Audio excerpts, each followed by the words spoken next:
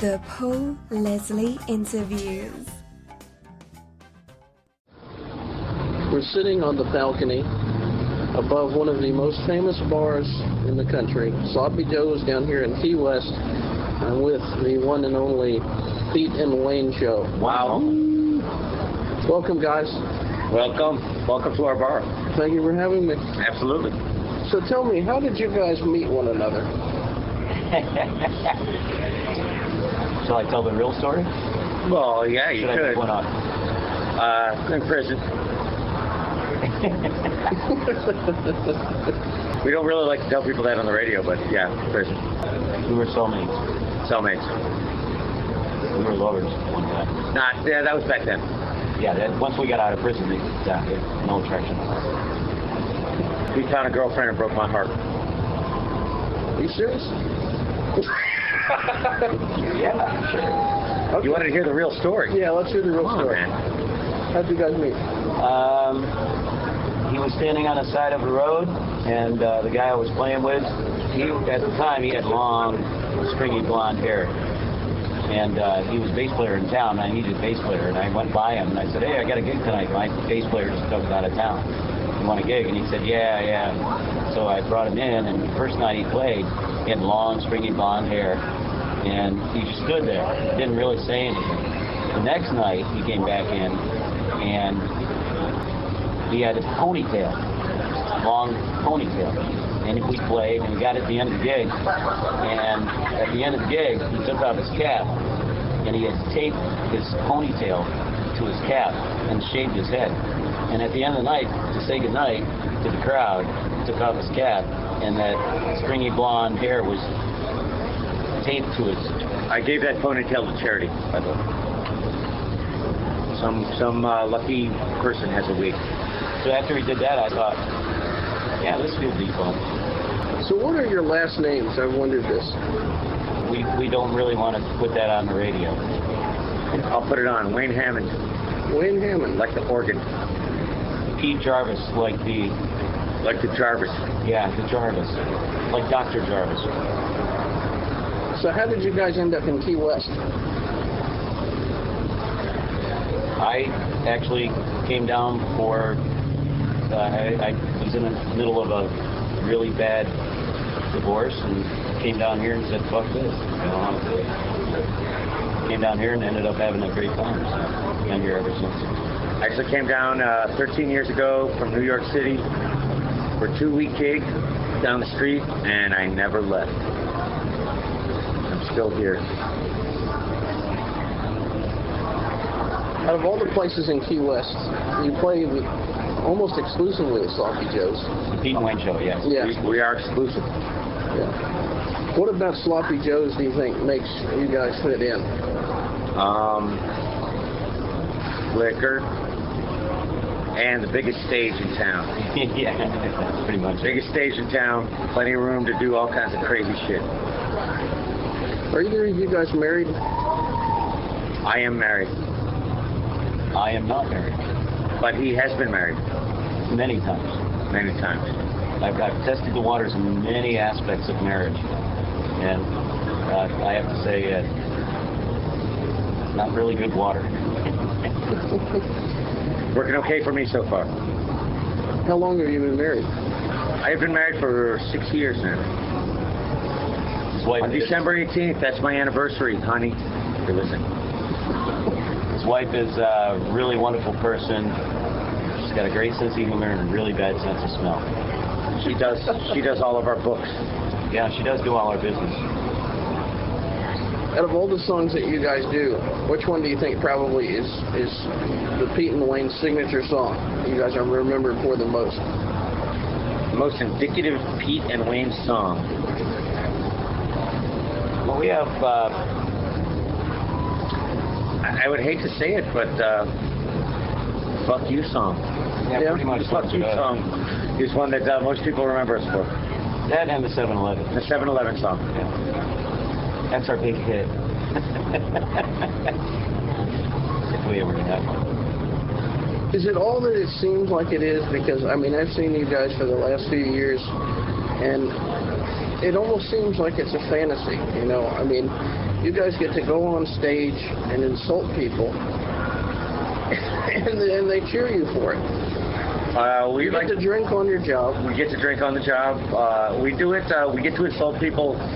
I think we do it for the rest of the service industry in Key West. Waitresses, bartenders who are not allowed to insult people. We kind of do it for them. Give them a chance to yell. Yeah. Plus, we like to have people yell at us. I used to yell, "You suck," and we didn't really have a song that really fit that, so we rewrote the words and said, "Fuck you." What is one of the best things about living down here in Key West? Not freezing your ass off. Yeah, the weather. Absolutely. And having a job where you work 4 hours a day, get to drink and have a good time. Yeah. It's one of those jobs where you can show up to work with no money, leave with more money than you came in with drunk. It's not a bad thing. Yeah, it used to be, before we actually did this, that we would go out drinking and spend a lot of money. And then we found this job and realized, wow, it's not costing us a cent. Let's do this. And you think, Pete, being an unmarried guy, do you think that maybe it would be hard to ever go and be married, having given up marriage in the past? No, I could be married again. I just, being unmarried in this town and at our job, if you look at it, looks very glamorous. But if you look at the demographic of the single women that come to see us, Yeah, not so hot. There's the occasional, but yeah, generally you're better off finding a woman sticking with it down here. Yeah? Yeah, I think definitely safer. For safety's sake. I'm sure this being a town known for debauchery, there's been some crazy things that have happened during your shows. What's one of the craziest things that's ever happened at a Pete and Wayne show? I would say the two long-haired guys from Boston. Yeah, two long-haired guys from Boston that wanted to kick our ass for not playing Aerosmith. It was pretty good. They attacked us on stage. And they got kicked out of the bar, and they still wanted to fight. We were still playing, so I told them after the gig we'd come fight with them. But apparently they'd been arrested again. They were out. And I'd say for me, very exciting having my wife come in with me between the four breasts on stage with my head directly lodged between four breasts, and then being able to say, "Honey, it's my job. I have to do this. I have to do this." And there was a time that we were doing a gig, and it was our last set, and we had taken a break, and his wife came in all teary, crying, and we still had another set to do. And she came in to let Wayne know that their house was on fire, and that the fire department had put it out, but It was still smoldering. It was still smoldering. And rather than, stop the show and everything, he got back up on stage and did the last set while his house was still smoldering. That was memorable. I took 3 shots of tequila. After that, we didn't care. Yeah. Let the sucker burn. Burning down the house. Whatever. That's why we have insurance, I guess. Yeah. Well, theoretically. Theoretically, although I might say insurance hasn't really paid me yet. So. Could you guys ever see yourself doing a serious kind of ballad together? Could you ever see that happening? No. No. No, that would be serious. I mean, it's not like we couldn't do it. I mean, we could if we would set our minds to it, but that's not what we're all about. This relationship, as far as friends, is, we look for the humor in society and humans, and we try to take a mirror and point it at people and let them look at it and see it and go, wow, yeah, they got a point. We are like that. Yeah. Yeah, I know a lot of what we say is kind of offensive to some people, but it's also fairly socially relevant at sometimes. I mean, we talk about stuff that really happens, and we say stuff that a lot of people won't say. They're just afraid to say it, or we have a venue, and if people get pissed off, well, they can leave. Well, you know, a prime example is the 7-Eleven song, which is holding up a mirror saying, take a look at our society. And, yeah, you know, it may piss off somebody from the Far East, but it's factual. I mean, at the time when we wrote it, it was before 9/11, and there were people buying up all our 7-Elevens. True enough. And we've tried not to let 9/11 change our lives that much because apparently, you know, the government's going crazy making that main force on everything. And it happened. It sucked. It was horrible. I lived in New York City. You know, I mean, I realized the horror of it, but, you know, it's, you can't just keep... dwelling on it. You can't just bring it up every time something goes wrong as a government saying, well, 9/11, 9/11, 9/11. That's just a cheap way out, I think. And plus, 9/11, after 9/11, I can't count that high. After that. 9/11, okay, what comes after that? I don't know. It's funny because when I was walking through the town, I was thinking about how I was going to do this interview. I kept seeing signs everywhere that said, restrooms are for customers only. Well, we try to have people that aren't drinking there not pee there. Yeah, Yes. exactly. I understand their feelings. Is anything on the horizons with Pete and Wayne? We're getting ready to do a new CD. Summer tours, we take off every summer. We're down here exclusively in the winter. And in the summer we take off, we go all over. We do Ohio, Pennsylvania, Connecticut, New England, all over New England, New York. You know, we travel around doing it for a couple of months. And that's pretty cool too. Yeah, maybe Georgia someday. Yeah, No, but If they'll have us. our thing with Atlanta is every time we drive through, we hate it. Oh yeah, why is that? The traffic? Traffic. Yeah, the traffic sucks. Traffic's bad. And the weather's always bad. I don't think It's we've always ever had raining. traffic. Traffic sucks. Athens, though, we haven't been to Athens. I've been to Athens, but I mean, that's a killer town. Not on Sunday. Except for the no beer on Sunday. We don't make that clear. That's why we won't play there on Sunday. Yeah. Oh, we won't play there on Sunday. We'll do Saturday night, though. But Saturday night at midnight. Cut off, right? Yeah. 11:30. 11:30. It's 11:30. Oh my God! Really? Okay, so They when we won't bring in budge. Athens, we're going to get a lot of beer as part of the rider. Now the bars, that's for purchasing alcohol. The bars are open till 2 now. On Sundays? No, the bars are closed completely. Saturday at 2 a.m. they're just closed. You can get alcohol with food, like at a restaurant. Where were we when that was in Georgia that happened? They may have changed it. You told me about the steak dinner. Yeah, steak and ale. That was steak and no ale on Sunday night. Not really much of a bargain for me. I thought it sucked, But you stop for steak and ale, you expect to have ale. Now, if we'd stopped at steak and shake, we could understand. yeah. Steak would have been okay, but It said ale on the side. yeah. But I'm figuring you smart people in Athens probably have enough beer tucked away for Sunday night. It's funny because back in Athens, there's a whole thing going on about that right now. They're actually there is the local government there is trying to get the bars to close earlier. You'd think that they would be like trying to move forward, you know, but they're trying to get them to close earlier. And the reasoning behind that is because it will give the street cleaners time to clean up. That sounds like bullshit to me. It sounds lame. Yeah. What kind of bands? I'm guessing that you guys were in other bands before you guys met. Yeah, we come from two different musical genres. I grew up in and I've been playing music all my life, but I grew up doing the folky, Neil Youngish, Bob Dylan-esque kind of background, but I also played in like the Grateful Dead bands for years. Whereas he had a whole jazz background, rock and roll. Kind of more funk, East Cleveland funk, Fishbone, that sort of thing. But what's our common denominator, though, that we both, I guess rock and roll, like classic rock. Classic rock, Yeah, I can get with that. You know, I like folk music in its place.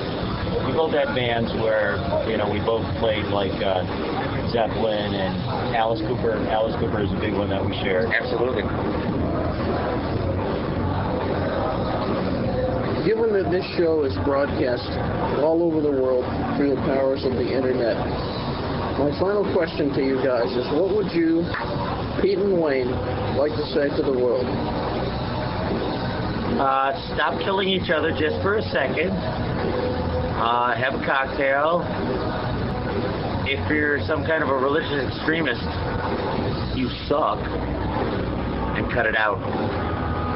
I guess my message would be that same thing. Stop, take a look at yourself, look in the mirror, and realize that same person that you're hating is having all the same emotions and feelings that you're having, and doing all the same stuff that you do, whether it be subversive sexual exploration or masturbation. I mean, it's still every human being in the world alive today has the same life that we all share, and if we all continue, Pete and Wayne, we're all about peace.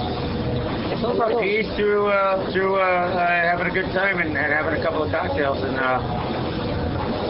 just you know, evil is on all sides. It sucks, but I mean, you know, I just see. I don't know. It's hard to even say because so many people are just being so nasty right now. Yeah. Everybody else, there's almost no acceptance in the world of any other cultures. You know, open up a little bit. You know, you have a falafel, matzo ball soup, something. I get a kick out of people that consider us evil.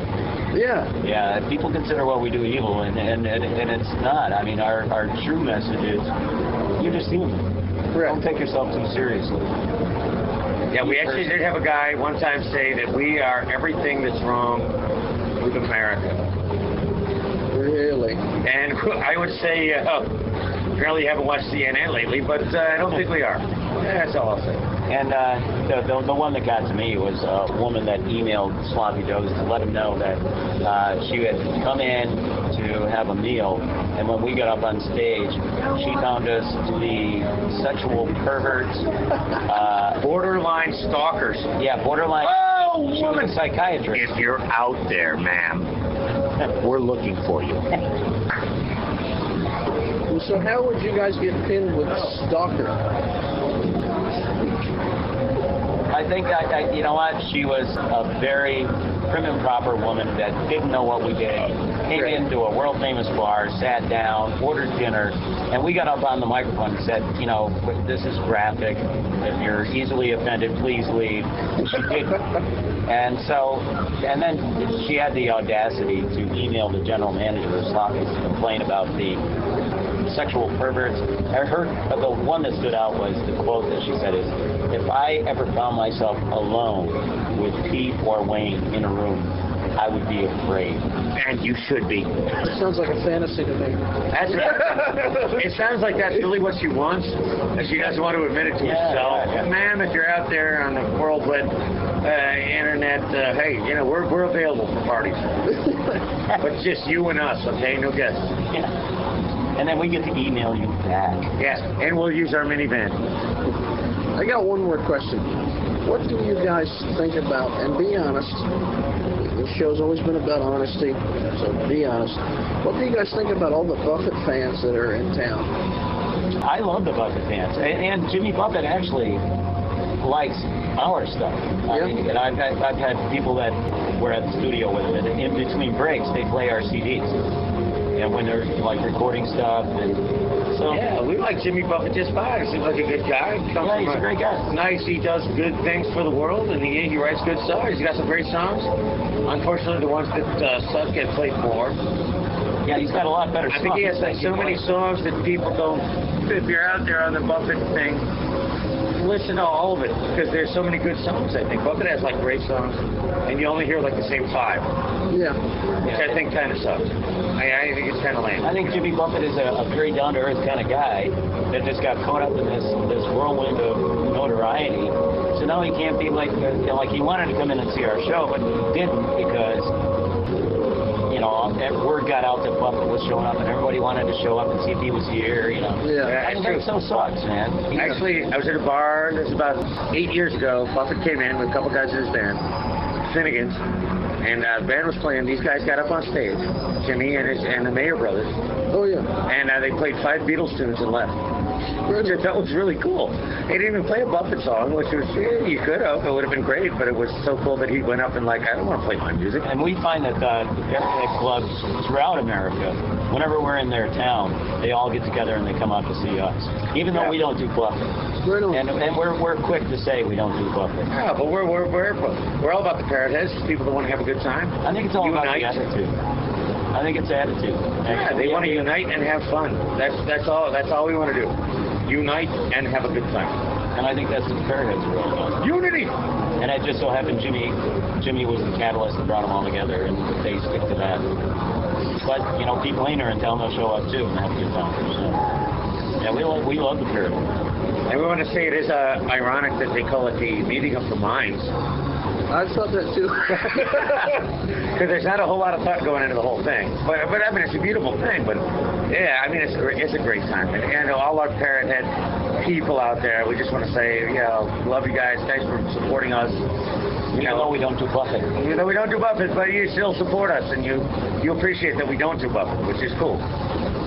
I imagine being in Key West, you guys get asked to play Margaritaville constantly. It happens. What do you say to that? No. You know what? I bet you Jimmy feels like saying that too. Yeah. He doesn't have a choice. Yeah. He has to. We don't. You know. Well, it's like going to Jimmy Buffett and saying play 7-Eleven. You wouldn't mind. Yeah. It's like the Stones still have to play Satisfaction. I'm sure they're pretty sick of that one by now. Yeah, that's But true. they still do it, you know. Not know to what? take up. Go ahead. I'm thinking we ought to teach Jimmy how to sing Fuck You. He'll start playing. Yeah, that. Buffett, if you want to learn the Fuck You song, I think it would be awesome. Yeah. Oh, man, we would give it to you. Next time somebody requests this Margaritaville, play it, Jimmy. Oh. We're there for you. We'd be honored. No royalties required. Email us, PeteAndWayne.com. I don't want to take up too much of your guys' time, but I was just thinking, of the other Key West musicians, who would you guys give the nod to? Michael McLeod. Michael McLeod, Corey Hayden, for Yeah. sure. Wow, who else is in town, man? Robert Albury, the king of soul. Barry Kuda. Barry Kuda, the Yes. king of whatever the fuck it is he does. He does ragtime piano. Ragtime piano. I mean, there's so Jerry many, Lee Lewis kind of so many good musicians in this town that it's hard to even say. I mean, we have so many good people, you know. For an island this size, we're compacted. But when it comes to songwriting, I have to say Michael McLeod. Yeah, Michael one of my McLeod. favorites. Yeah. And Dave Goodman, who's no longer here, but Yeah, I gotta Dave give him a shout out. Yeah, He was Dave was awesome. He still is good, but he's not. He here. still is good, but he just doesn't live here. But, yeah, and you know, anybody that's actually good enough to get a gig at a bar, because I mean, you can kind of suck and get a gig here, but it won't last that long. Yeah. You actually have to be pretty good to play here. You know, you can't suck, which is cool. Although there are some that do. There's people that suck, and I'm not gonna name any names, but you know who you are. I gotta say, that was a kick-ass cover of Ring of Fire you guys did. I really like that. That was. Yeah, we kind of jazzed it up a little bit, brought it up a little more rocky, and it's more of an emotion when I get to play with a pick. I get an emotion out of it when we do it. You know, we break into that. There's something about that chord I play and that rhythm. It just goes through me, and all of a sudden I'm like, all right, I'm on stage. I'm doing Johnny Cash, and it's sounding good. Yeah. You know, I love that. Yeah. Johnny Cash. And I would like to say for anybody out there that's playing music for a living, keep doing it. Don't shut down because somebody says you suck, because it's happened to me plenty of times, and I still do it. Yeah. And we still decided to keep up with it. Sorry, people tell us we suck every day. And it hasn't stopped us. And you know what we say to them? Fuck you. Well, I think that's an appropriate note to close on. Absolutely. Guys, I thank you very much for giving me your time. I Thank you, sir. appreciate it. Not a problem. I'm sure the pain will go away after a couple of days. Well, guys, thank you very much. Maybe we can do this again sometime. Oh, Thank you, I'd love my to. friend.